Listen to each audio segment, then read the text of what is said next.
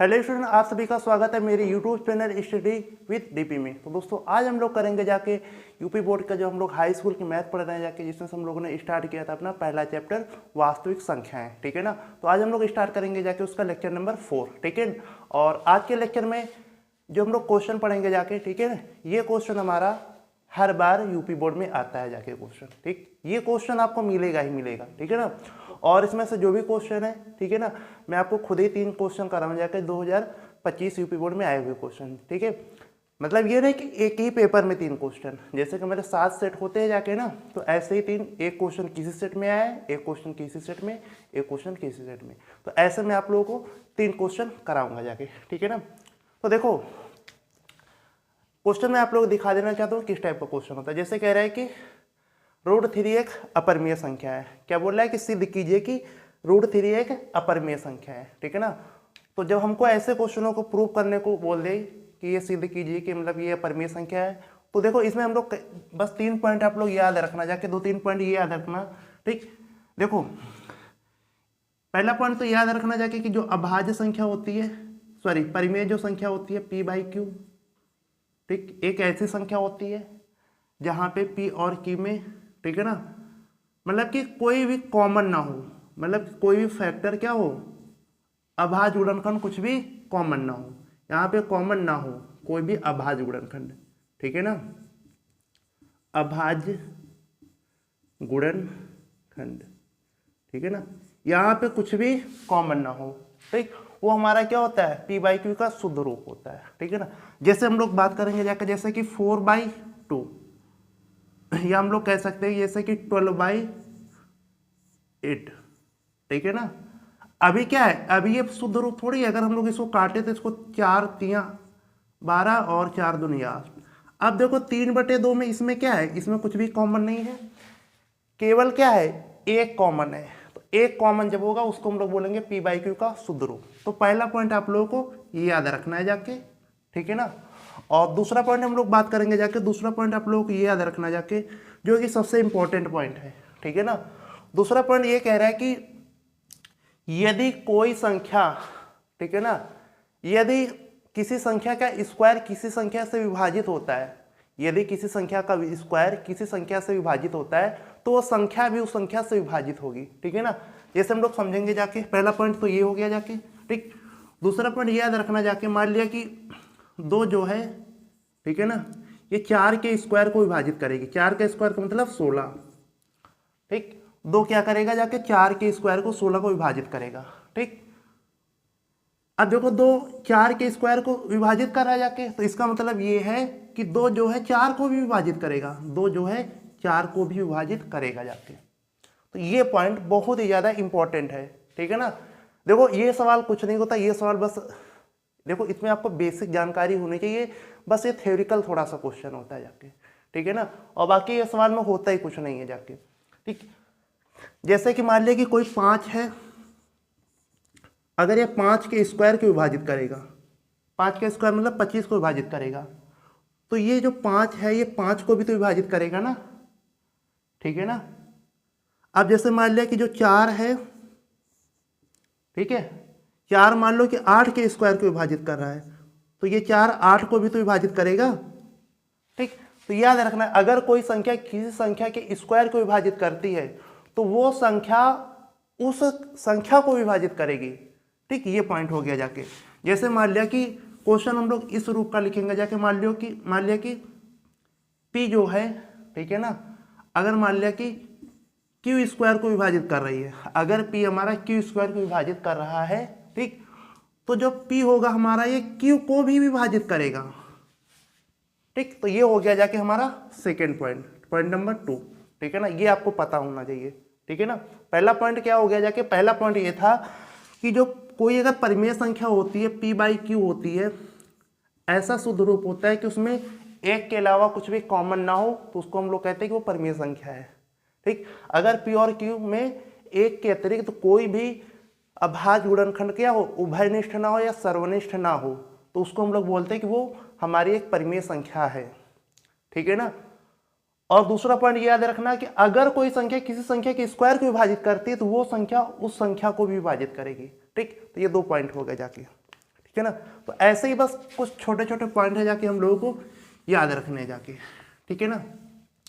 तो बात करेंगे हम लोग पहले क्वेश्चन की। देखो पहला क्वेश्चन, देखो मैं ये बता रहा हूँ जाके ये क्वेश्चन आपको बोर्ड एग्जाम में देखने को मिलेगा ही मिलेगा, ठीक है ना। जैसे पहला क्वेश्चन क्या कह रहा है बोल रहा है कि सिद्ध कीजिए कि √3 एक अपरिमेय संख्या है। सिद्ध कीजिए कि √3 एक अपरिमेय संख्या है, ठीक है ना। तो देखो, और मैंने कुछ पॉइंट ये है जो कि मैंने अपने बेसिक लेक्चर जो हम लोगों के लेक्चर नंबर 1 लिया था उसमें जब हमने अपरिमेय संख्याओं के बारे में पढ़ा था, ठीक, कि परिमेय संख्या क्या होती है, परिमेय संख्या क्या होती है। वहाँ पे हम लोगों ने 4 प्रॉपर्टी पढ़ी थी परिमेय संख्याओं की, ठीक है ना। ये 2 प्रॉपर्टी पढ़ी थी, उसमें से हमने लोगों ने दूसरी प्रॉपर्टी में 2 प्रॉपर्टी बना दी थी। तो वो प्रॉपर्टी आप लोग पता होनी चाहिए, ठीक है। तो ये चीज़ आप लोग अगर पता है तो फिर आप इन चीज़ों को अच्छे से कर पाएंगे, ठीक है। और जो अगर स्टार्टिंग से लेक्चर नंबर पहले से मतलब कि कंटिन्यू है तो उसको आज ये सवाल बहुत ही ज़्यादा समझ में आएंगे जाके, क्योंकि अपरिमेय संख्याओं की कुछ ऐसी प्रॉपर्टी है कि सारी प्रॉपर्टी हम इस लेक्चर में नहीं बता सकते, ठीक है। तो वरना फिर ये चीज़ें डिस्टर्ब हो जाएंगी, ठीक है। तो बाकी आप लोग लेक्चर नंबर 1 में कुछ चीज़ें हैं, पहले यहाँ देखो तो समझ में आ रहा है, नहीं तो आप लेक्चर नंबर 1 में कुछ प्रॉपर्टी है परिमेय संख्या उनको पढ़ लेना, फिर समझ में आएंगे, ठीक। या मैं बीच में थोड़ा सा एक्सप्लेन कर दूंगा। देखो जैसे कह रहे हैं कि सिद्ध कीजिए कि √3 एक अपरिमेय संख्या है, ठीक है ना। तो देखो हम लोग सबसे पहले क्या करते हैं, हम लोग सबसे पहले करेंगे जाके, हम लोग ऐसे सवालों को हमेशा कल्पना मान के करते हैं, ठीक है ना। तो हम लोग क्या करेंगे जाके कि कल्पना कीजिए, कल्पना कीजिए, ठीक। ये हम लोग इधर से थोड़ा लिखेंगे कि कल्पना कीजिए कि √3 एक अपरिमेय संख्या है, सॉरी परिमेय संख्या है। क्या है, √3 एक परिमेय संख्या है, ठीक है ना। ये हम लोग कल्पना कर लेंगे। वो कह रहे हैं कि सिद्ध कीजिए कि √3 एक अपरिमेय संख्या है, लेकिन हम लोग उसका उल्टा कल्पना करेंगे कि √3 क्या है, एक परिमेय संख्या है, ठीक। अगर √3 एक परिमेय संख्या तो इसका रूप कैसा होगा, √3 इक्वल टू कैसा, इसका रूप कैसा होगा √3 का, √3 इक्वल टू कितना हो जाएगा जाके p/q होगा, p/q हो जाएगा। क्योंकि अगर √3 एक परिमेय संख्या, परिमेय संख्या हमारी क्या होती है, जो संख्या p/q के रूप में होती है, √3 इक्वल टू कितना हो जाएगा p/q, ये लिख देते हैं, ठीक है। इसके बाद हम लोग क्या लिखेंगे जाके कि यहाँ, ठीक है ना, p और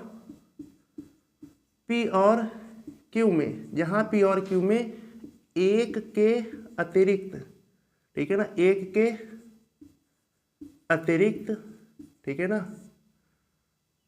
अन्य अभाज्य गुणनखंड, अन्य अभाज्य गुणनखंड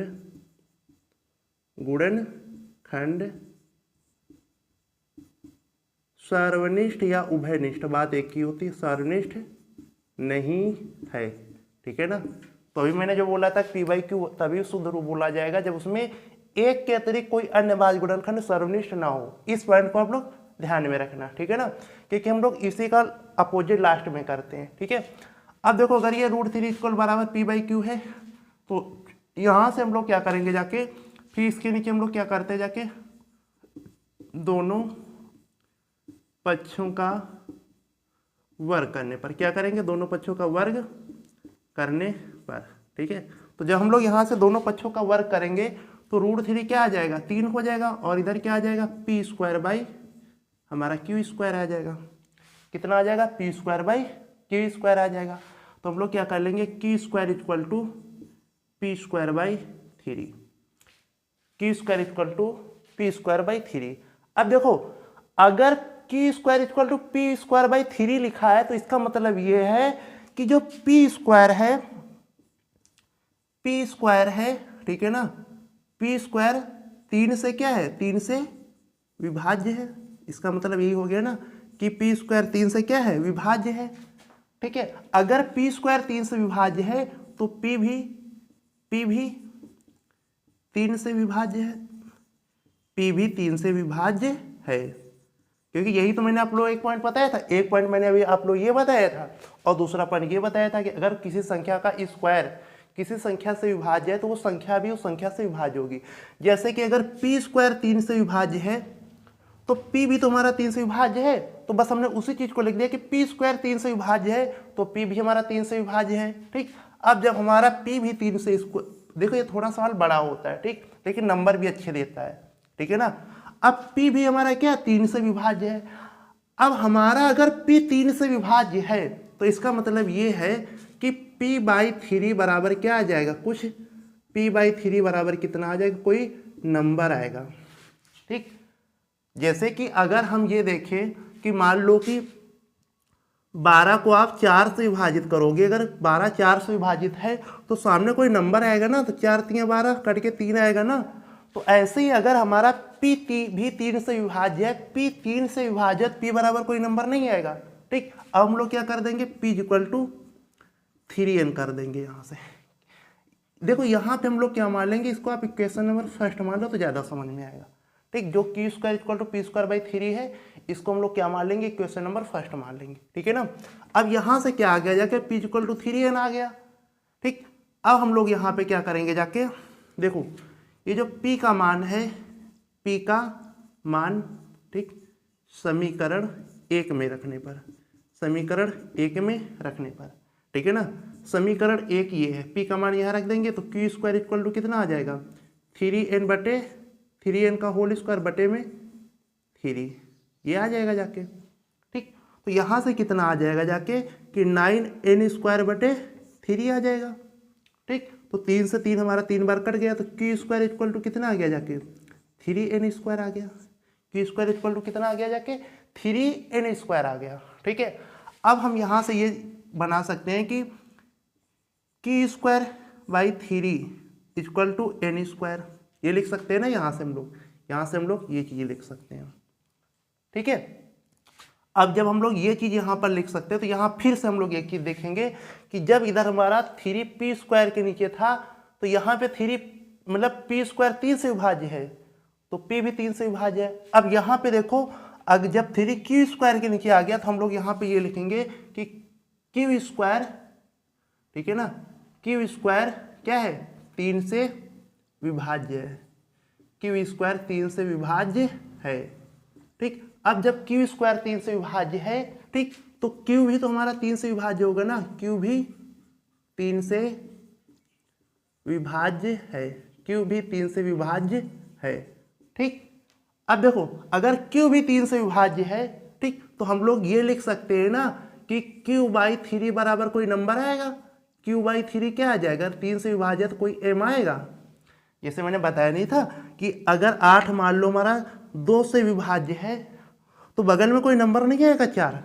ठीक, तो ऐसे ही अगर हमारा q 3 से विभाज्य है तो क्या आ जाएगा, इक्वल टू कोई नंबर आएगा। यहाँ पे हमने क्या माना था, n माना था। ठीक, यहाँ पे हमने क्या माना है, m माना है। ठीक, अब देखो यहाँ से हम लोग q = क्या निकाल लेंगे, 3m हो जाएगा, q = 3m हो जाएगा। ठीक, तो हम लोग क्या निकाल लेंगे, p/q का मान निकाल लेंगे। देखो p का मान हमको कितना दिया, 3n, कितना दिया जाके 3n, और q का मान हमको क्या दिया है, 3m दिया है। p का मान हमको दिया 3n और q का मान हमको क्या दिया, 3m दिया है। ठीक है ना। तो देखो यहाँ पे क्या है, ये तो p/q क्या है, एक परिमेय संख्या है, और मैंने क्या बोला था कि परिमेय संख्या वही होती जहाँ p और q में एक के अतिरिक्त अन्य भाज्य गुणनखंड सार्वनिष्ठ नहीं है। ठीक है ना, के अतिरिक्त कोई अन्य अभाज्य गुणनखंड सार्वनिष्ठ नहीं है। लेकिन यहाँ पे देखो p/q में 3 देखो क्या हो गया जाके, कॉमन हो गया ना। ठीक, 3 हमारा क्या हो गया जाके, कॉमन हो गया। ठीक, अब जब 3 कॉमन हो गया जाके, ठीक है ना, अब देखो यहाँ पे 3 क्या है, p और q में एक के अतिरिक्त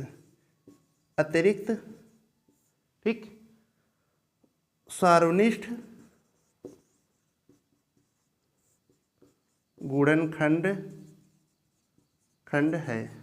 ठीक, ये यहाँ पे क्या है, 3 जो p और q में एक के अतिरिक्त क्या है, सार्वनिष्ठ गुणनखंड है। ठीक है ना। अब देखो जबकि यहाँ पे क्या था, एक के अतिरिक्त तो कुछ भी नहीं था। तो ये देखो क्या हो गया जाके, तो हम लोग बस यहाँ पे सब ये की लिख, बस हमारा क्वेश्चन हो गया। हमको थोड़ी सी बस हिंदी लिखनी है कि यह एक विरोधाभास है, यह एक विरोधाभास है, ठीक है ना। क्योंकि हमारी मान्यता के अनुसार, क्योंकि हमारी मान्यता के अनुसार, क्योंकि हमारी मान्यता के अनुसार, ठीक है ना, P और ठीक Q में, ठीक है ना, क्योंकि हमारी मान्यता के अनुसार P और Q में एक के अतिरिक्त, ठीक है ना, एक के अतिरिक्त कोई अभाज्य गुणनखंड के अतिरिक्त कोई अभाज्य, ठीक, गुणनखंड सार्वनिष्ठ नहीं है, ठीक है ना। अतः हम लोग क्या लिख सकते हैं कि √3 एक क्या है, अपरिमेय संख्या है। क्या है, एक अपरिमेय संख्या है, ठीक। तो समझ में आ गया ना जाके, बस इतना करना रहता है, थोड़ी यहाँ थ्योरी लिखनी रहती है, ठीक है ना। तो मैंने यही बताया ना कि देखो यहाँ पे कुछ पॉइंट होते हैं, वो जो मैंने पॉइंट बताया वो आप लोग बस आप उनको थोड़ा सा तैयार रखना जाके। तो मैं एक बार और रिवीजन कर रहा हूँ, देखो कैसे करते हैं। पहली बात तो इस क्वेश्चन को हम लोग गलत मान के, मतलब उल्टा मान के चलते हैं। क्वेश्चन में हमसे कह रहा है कि सिद्ध कीजिए कि एक अपरिमेय संख्या है, ठीक। तो हम लोग कल्पना करते हैं कि √3 क्या है, परिमेय संख्या है। अब परिमेय संख्या जो होती है वो P/Q के रूप में होती है ना। परिमेय संख्या हमेशा हमारे P/Q के रूप में होती है, ठीक है। तो जिसको ये सब चीजें ना समझ में, वो पहले लेक्चर नंबर 1 को देख ले जाके, ठीक है ना। क्योंकि ये 0 to 0 बैच इसीलिए इसका नाम रखा गया है कि अगर आप कंटिन्यू पहले लेक्चर्स हैं तो आपको चीजें सारी कंप्लीट समझ में आएंगी जाके। तो √3 को अगर परिमेय संख्या हमने माना है तो इसको P/Q के रूप में लिख सकते हैं। परिमेय संख्या क्या होती है, जहां P और Q में एक के अतिरिक्त कोई अन्य भाज्य गुणनखंड सार्वनिष्ठ नहीं है, ठीक है। अब हम लोग क्या करेंगे, यहाँ पे दोनों पक्षों का वर्ग करने पर, तो इधर रूट हट जाएगा, P² आ गया, Q² = P²/3 निकाल लिया। इसको हम लोग इक्वेशन नंबर 1 दे देते। अब देखो जो हमने पॉइंट नंबर 2 बताया था कि जब P²/3 लिखा है मतलब कि P² 3 से विभाज्य है, ठीक। अगर P² 3 से विभाज्य है तो P भी 3 से विभाज्य है, ठीक है ना। तो अब हम लोग क्या करेंगे, अगर P 3 से विभाजित P/3 को हम लोग कोई नंबर n आएगा जाके तो P = 3n लिख सकते हैं। अब ये P का मान हम लोग समीकरण 1 में रख देंगे जाके, तो 9n² / 3 हो गया, ठीक है ना। तो 3 कैंसिल होगा, Q² = 3n² हो गया। अब यहां से हम लोग क्या करेंगे जाके, जैसे कि यहां से हम लोग बनाए थे, ठीक है ना। तो ऐसे हम लोग 3 को Q² के नीचे लिख देंगे। अब ये दिख रहा है अगर 3 Q² के नीचे बराबर में n² है तो मतलब ये है कि Q² 3 से विभाज्य है, Q² 3 से विभाज्य है तो Q भी 3 से विभाज्य है, ठीक है ना। तो Q/3 = m होगा। अगर Q 3 से विभाज्य है तो Q/3 = m होगा, ठीक। तो Q = कितना आ गया, 3m आ गया जाके। तो अब हम लोग क्या निकालेंगे, परिमेय संख्या P/Q होती है, तो P/Q का हमने क्या निकाला, मान निकाल लिया। तो P की वैल्यू 3n है, 3n/3m, ठीक। अब देखो 3P और Q में एक के अतिरिक्त सारनिष्ठ गुणनखंड आ गया जाके, देखो दिख नहीं रहा है कि 3 यहाँ भी, ऊपर भी है, नीचे भी सारनिष्ठ गुणनखंड हो गया ना जाके, इनमें मतलब उभयनिष्ठ कॉमन दिख रहा है जाके, ठीक। और जबकि P/Q में हम लोगों ने यहाँ क्या माना था, क्या होता है P/Q कि उसमें एक के अतिरिक्त कोई भी अभाज्य गुणनखंड सारनिष्ठ नहीं होता है, ठीक। तो यह एक विरोधाभास है क्योंकि हमारी मान्यता के अनुसार P और Q में एक के अतिरिक्त कोई अभाज्य गुणनखंड सारनिष्ठ नहीं है, अतः √3 क्या है, एक अपरिमेय संख्या है, ठीक है ना। तो हमको क्वेश्चन में ये करना रहता है।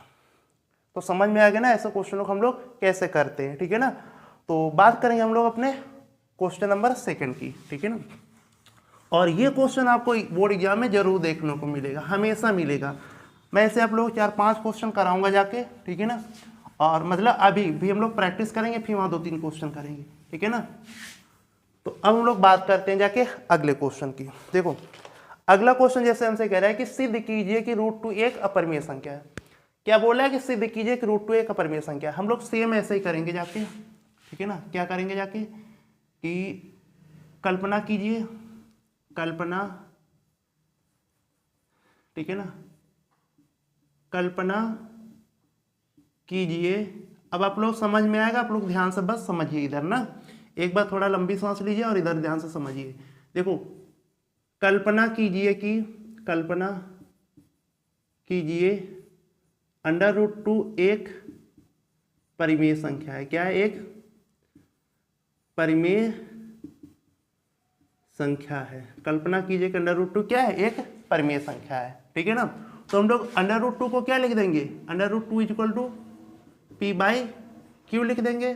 ठीक, जहां p और q में एक के अतिरिक्त ठीक है ना, कोई अन्य अभाज्य गुणनखंड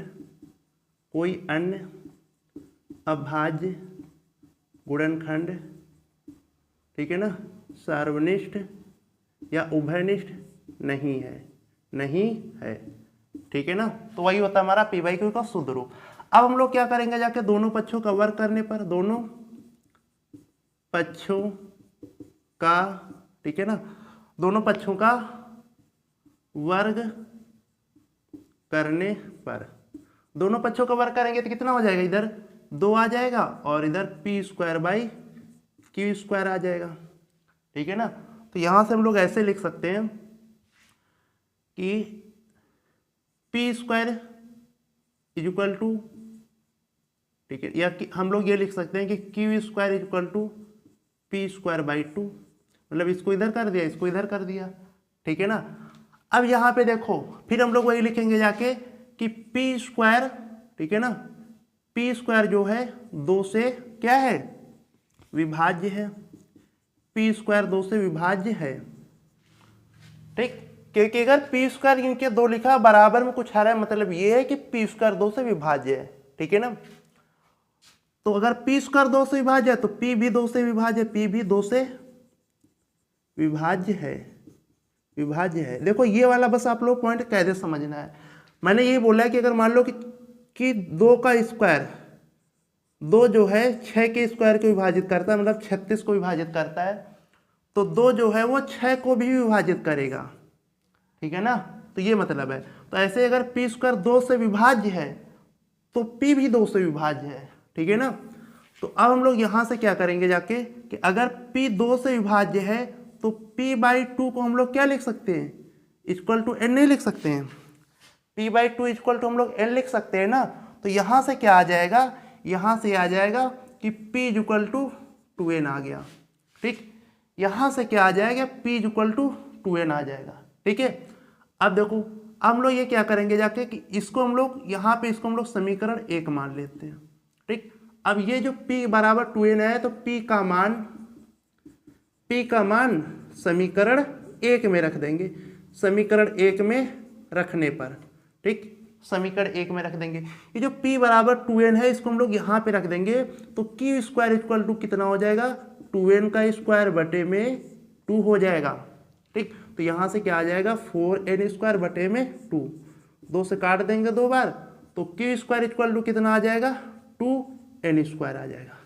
ठीक है ना? तो q² इक्वल टू कितना आ जाएगा? 2n² आ जाएगा। ठीक है ना? अब हम लोग क्या करेंगे जाके कि q²/2 बराबर में n² लिख देंगे। ठीक, तो यहां से देखो कि q² क्या है? 2 से विभाज्य है। q² 2 से विभाज्य है। ये हम लोग क्यों लिख रहे हैं? क्योंकि अगर q² किनके 2 लिखा है और बराबर अगर है किसी के, तो मतलब कि इसका ये रिजल्ट आंसर ही तो होगा ना। ये मतलब कि q² 2 से विभाज्य है। अगर q² 2 से विभाज्य है तो फिर q भी 2 से विभाज्य है। q भी 2 से विभाज्य है। ये एक रिजल्ट होता है। देखो, जैसे कहते हैं 2 में 2 जोड़ने पे 4 होता है, तो ऐसे अगर q² 2 से विभाज्य है तो q भी 2 से विभाज्य है। ठीक है ना? अब हम लोग क्या करेंगे जाके, ठीक, अगर q भी 2 से विभाज्य है तो q/2 इक्वल टू हम लोग क्या लिखेंगे जाके? m मान लेंगे। क्या मान लेंगे? m मान लेंगे।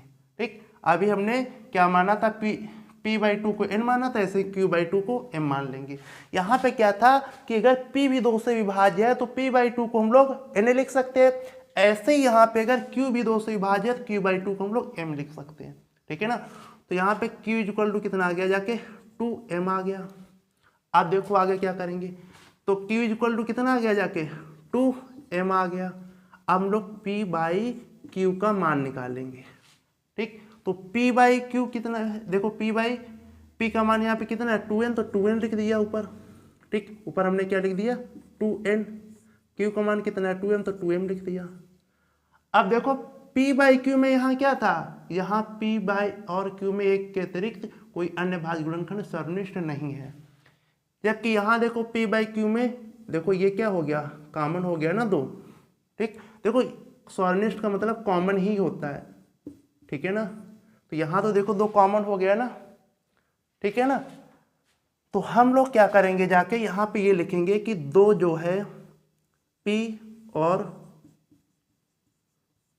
q में, 2 जो है p और q में एक के अतिरिक्त सार्वनिष्ठ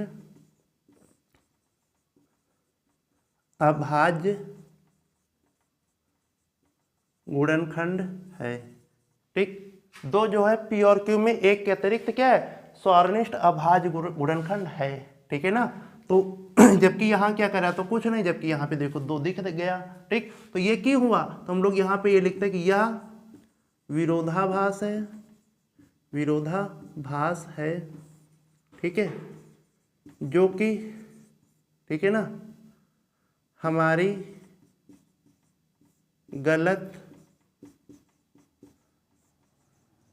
कल्पना के कारण प्राप्त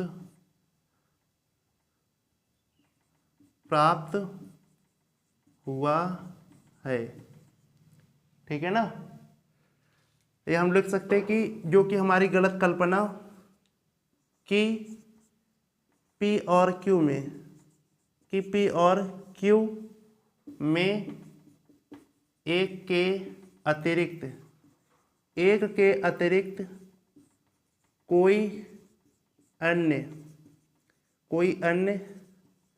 अभाज्य गुणनखंड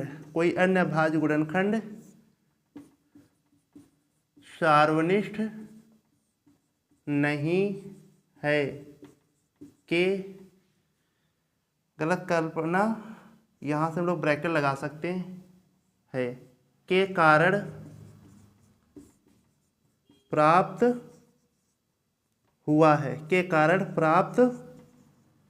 हुआ है, ठीक है ना।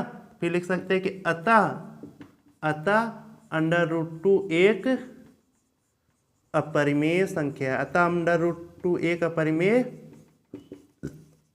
संख्या है, ठीक। बस हो गया जाके। देखो ये क्वेश्चन अगर मैं बोलूं तो ये क्वेश्चन रटने वाला ही एक प्रकार से, ठीक है ना। तो ये क्वेश्चन एक प्रकार से रटने ही वाला है, लेकिन ये रटना भी नहीं पड़ेगा अगर आपको बेसिक चीजें पता है, ठीक। और ये क्वेश्चन आपको एग्जाम में मिलेगा ही जाके, ठीक है ना। तो बात करेंगे हम लोग अपने अगले क्वेश्चन की। अगला क्वेश्चन देखो कैसे पूछ सकता है, ठीक है ना। अब हम लोग करेंगे 2025 यूपी बोर्ड 2025 में पूछे गए क्वेश्चन करेंगे जाके, ठीक। क्या करेंगे, यूपी बोर्ड 2025 में पूछे गए क्वेश्चन, ठीक है। देखो कैसे कह रहे हैं कि बोल रहा है कि सिद्ध कीजिए कि 6√3 एक अपरिमेय संख्या है, ठीक। कह रहे हैं कि सिद्ध कीजिए कि 6√3 एक अपरिमेय संख्या है, ठीक। तो देखो हम लोग कैसे लिखेंगे, बोल रहा है कि सिद्ध कीजिए कि 6√3 एक अपरिमेय संख्या। और ये जो क्वेश्चन हमारा यूपी बोर्ड, ठीक है ना, 2025 में पूछा गया क्वेश्चन है, ठीक है ना। और ये क्वेश्चन हमारा क्या है, यूपी बोर्ड 2025 में पूछा गया क्वेश्चन है, ठीक है ना। तो उसने क्या बोला है कि सिद्ध कीजिए 6√3 एक अपरिमेय संख्या है। तो हम लोग क्या लिखते हैं कि कल्पना कीजिए, ठीक, कि कल्पना कीजिए। देखो ये अब छोटा क्वेश्चन होता है जाके, कल्पना कीजिए कि 6√3, ठीक है ना, कल्पना कीजिए कि 6√3, ये हम लोग थोड़ा इधर से ही करेंगे, कल्पना कीजिए कि 6√3 एक परिमेय संख्या है। ठीक है ना, सिद्ध की मतलब कि कल्पना कीजिए कि 6√3 एक परिमेय संख्या है। तो हम लोग कल्पना ही, देखो ये सारे क्वेश्चन हम लोग कल्पना से ही सिद्ध करते जाके। ठीक है ना, तो अब हम लोग क्या करेंगे जाके, 6√3 अगर परिमेय संख्या, 6√3 को हम लोग क्या लिख सकते हैं, p/q लिख सकते हैं ना। ठीक, अब यहां पे हम लोग अलग चीज लिखेंगे जाके कि जहां q does not equal to 0 तथा p और q क्या है, धन पूर्णांक है। क्या है, धन पूर्णांक है। ठीक, वहां जब केवल रूट के अंदर एक संख्या होती है, ठीक, तो वहां हम लोग वो चीज लिखते हैं और यहाँ हम लोग ये चीज लिखेंगे। ठीक है ना, तो अब देखो हमें क्या करना है, यहाँ वर्ग नहीं करना है। वर्ग हम लोग वहां करेंगे जाके जब केवल सिंगल रूट होगा जाके। ठीक है ना, तो अब हम लोग यहाँ से क्या कर लेंगे जाके, √3 इक्वल टू p/6q क्या लिख देंगे जाके, √3 इक्वल टू p/6q। ठीक, हमने ये लिख दिया।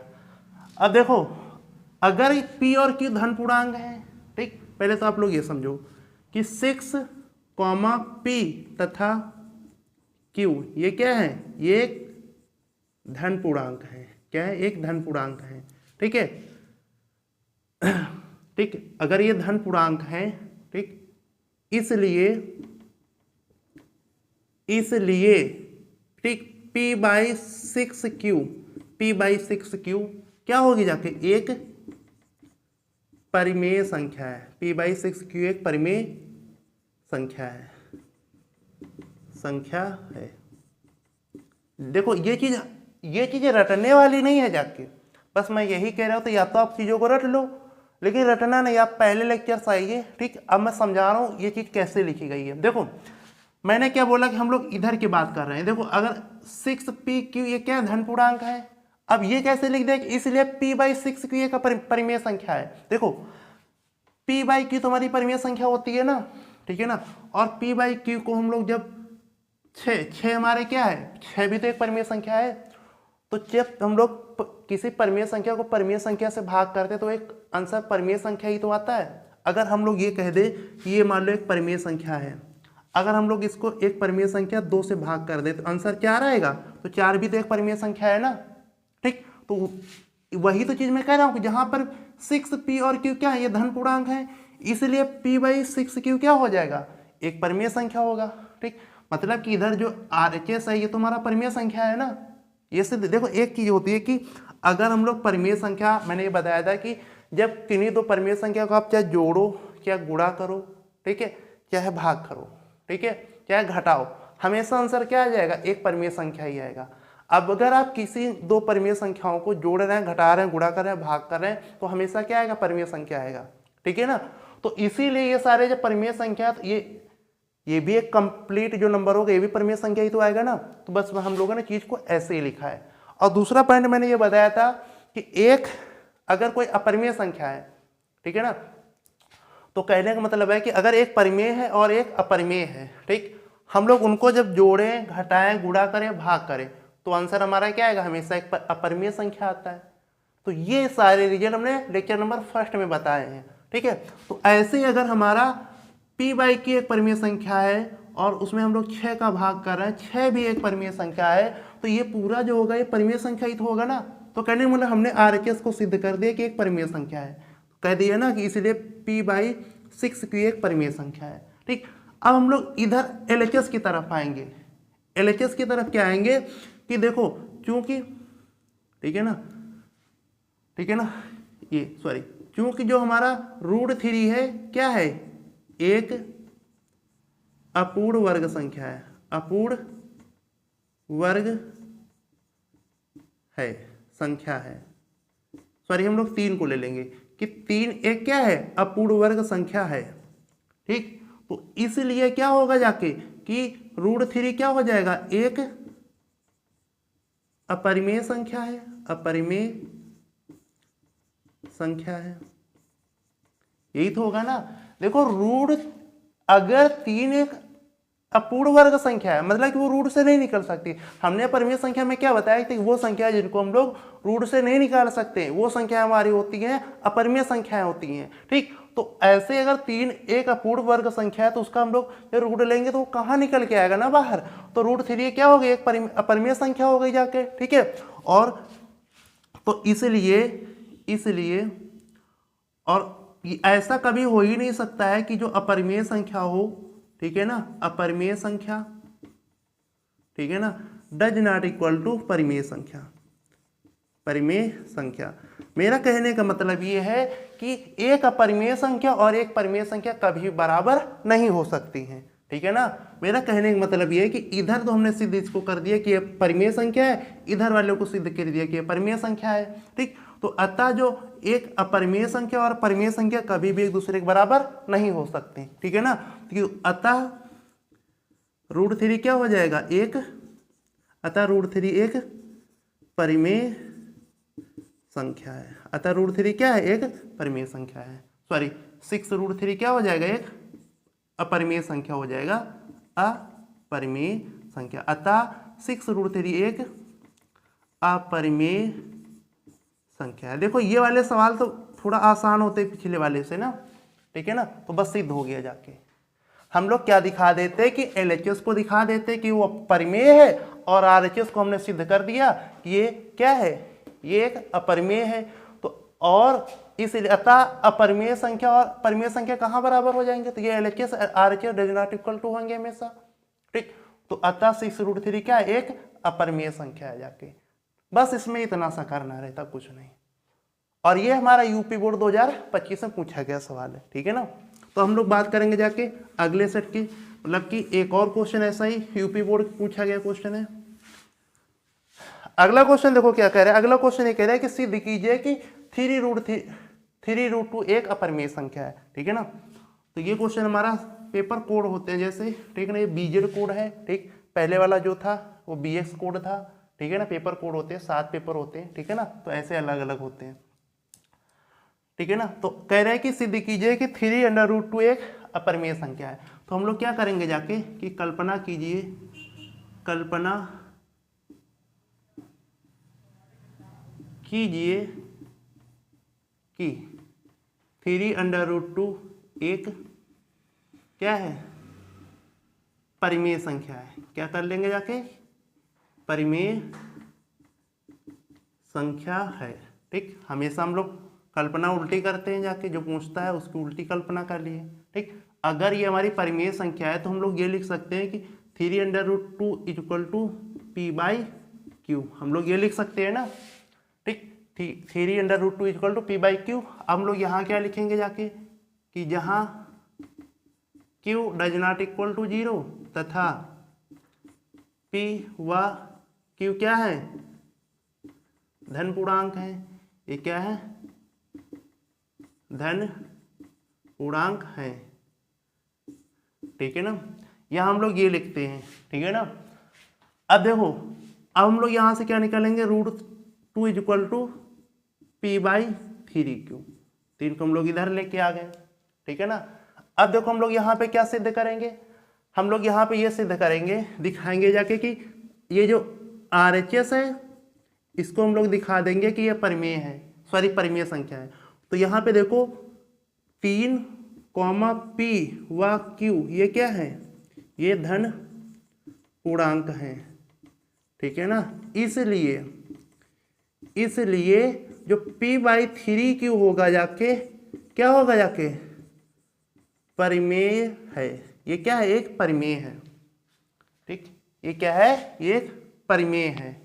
ठीक है ना, तो हमने वही तो बोला था ना, देखो कि अगर P/Q परिमेय है और 3 भी तो एक परिमेय है ना, तो जब हम लोग परिमेय और परिमेय का गुणा करें, चाहे जोड़ करें, चाहे घटाना करें, चाहे भाग करें, आंसर हमेशा क्या आएगा, एक परिमेय संख्या ही आता है।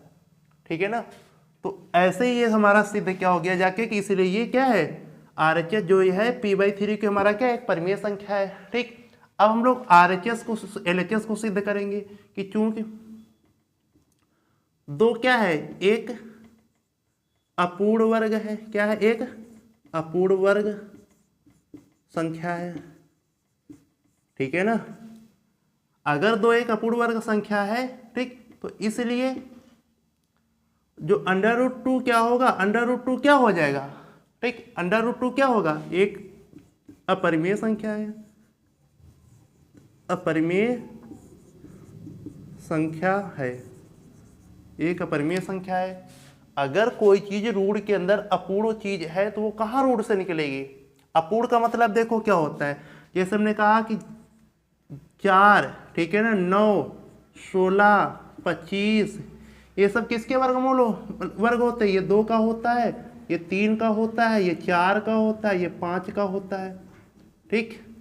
तो ये क्या होगा, ये तो पूर्ण वर्ग संख्या हो गई ना, ये हमेशा रूट, अगर इनको रूट के अंदर निकल रखोगे तो ये तो 5 बाहर निकल के आ जाएंगे ना ये सारी, ठीक। अपूर्ण वर्ग क्या होती है, जो रूट से ना हो, रूट के अंदर से जो ना निकले उनको अपूर्ण वर्ग। ऐसे दो तो एक अपूर्ण वर्ग संख्या है ना, तो रूट टू क्या होगा, एक अपरिमेय संख्या, क्योंकि अपरिमेय संख्या क्या थी कि जो संख्या को हम लोग रूट से ना निकाल पाए वो हमारी क्या होती है, परिमेय संख्या। तो हमने आरएचएस को सिद्ध कर दिया कि ये परिमेय है, एलएचएस को हम लोग सिद्ध कर दिया कि ये क्या है, अपरिमेय है, ठीक। तो अतः ऐसा कभी हो ही नहीं सकता कि अपरिमेय संख्या डज नॉट इक्वल टू परिमेय संख्या, क्योंकि परिमेय संख्या के कभी बराबर नहीं हो सकती, ठीक है ना, ठीक। अतः क्या है, 3√2 क्या है, 3√2 एक अपरिमेय संख्या, या इसलिए 3√2 एक अपरिमेय संख्या है, ये सिद्ध हो गया जाके, ठीक है ना। तो ऐसे क्वेश्चन आते हैं जाके, ठीक है ना। एक और हम लोग कर लेंगे जाके प्लस माइनस वाला, ठीक। और जो हम लोग क्वेश्चन करेंगे जाके प्लस माइनस, वो भी हम लोग यूपी बोर्ड 2025 में पूछा गया ही क्वेश्चन करेंगे, ठीक है। देखो जैसे अगला सवाल क्या कह रहा है, अब देखो हम लोग करेंगे जाके अगला सवाल देखो क्या कह रहा है जाके कि सिद्ध कीजिए कि 6 - √2 एक अपरिमेय संख्या है। क्या कह रहा है कि सिद्ध कीजिए कि 6 - √2 एक अपरिमेय संख्या है। देखो उसने बोला है कि, और ये क्वेश्चन हमारे यूपी बोर्ड 2025 में पूछा गया क्वेश्चन है। तो हम लोग क्या करेंगे जाके कि कल्पना कीजिए कि 6 - √2 एक परिमेय संख्या है। 6 - √2 एक परिमेय संख्या है, ठीक है। हम लोग क्या करेंगे जाके कल्पना कीजिए कि 6 - √2 एक परिमेय संख्या है, ठीक है। अगर 6 - √2 एक परिमेय संख्या तो हम लोग इसको क्या लिख सकते हैं, 6 - √2 = p/q लिख सकते हैं, ठीक। अब आप लोग समझ में आएगा, ध्यान से देखिए, ठीक है। तो फिर हम लोग यहाँ क्या लिखते हैं कि जहाँ, ठीक है ना, जहाँ q does not equal to 0, ठीक, तथा p व q ये क्या है, ये धन पूर्णांक है, ये क्या है, ये धन पूर्णांक है। जहाँ q does not equal to 0 तथा p व q क्या है, एक धन पूर्णांक है, ठीक। तो हम लोग यहाँ से √2 का मान निकाल लेंगे।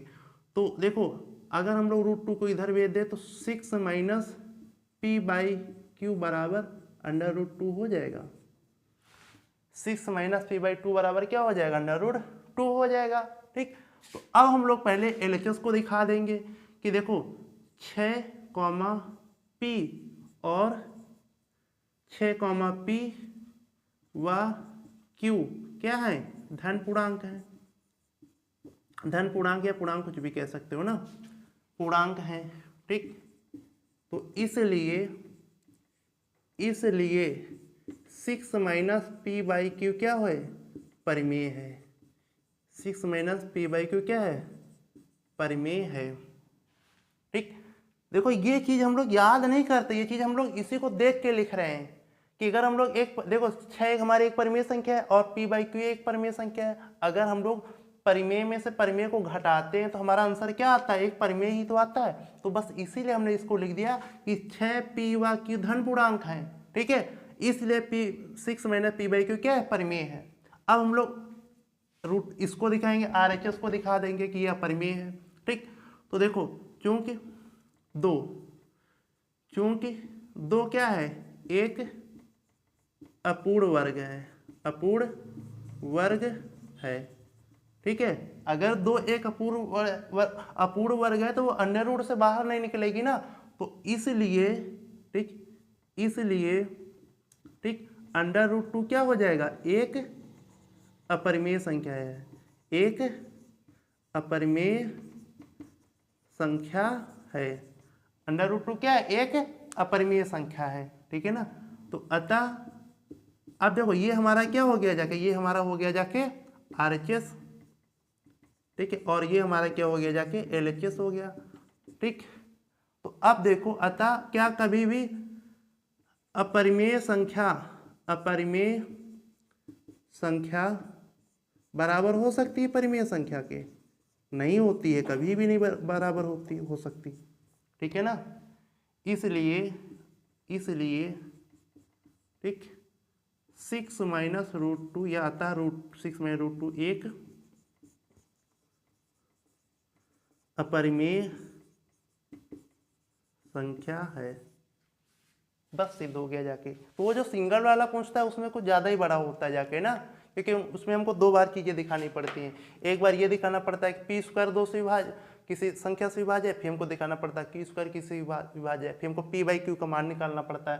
ठीक, बाकी इसमें तो कुछ नहीं होता, बस थ्योरिकल चीज़ें होती हैं। मतलब कि जो बेसिक चीज़ें मैंने बताई थी लेक्चर नंबर 1 में, वो सारी चीज़ें अगर आपको पता है और मैंने जो अभी पॉइंट हाईलाइट किए थे वो सारे पॉइंट आप लोग याद करना जाके, तो आप लोग चीज़ें क्वेश्चन आसानी से समझ में आ सकते हैं जाके।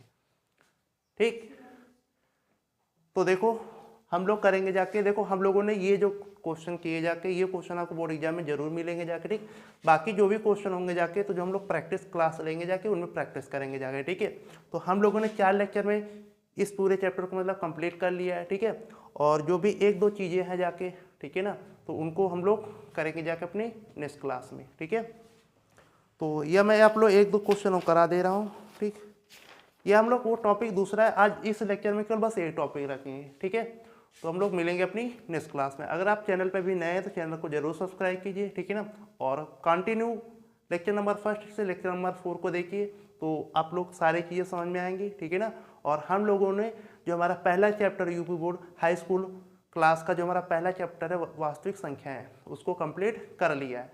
अब हम लोग क्या करेंगे जाके, अपनी अगली क्लास में हम लोग क्वेश्चनों की प्रैक्टिस करेंगे, और उस क्लास में आप लोग बताया जाएगा कि हम लोग अगर MCQ में कोई क्वेश्चन आएगा तो उसको हम लोग शॉर्ट में कैसे करते हैं। ठीक है, फिर बाय बाय, मिलेंगे हम लोग अपनी नेक्स्ट क्लास।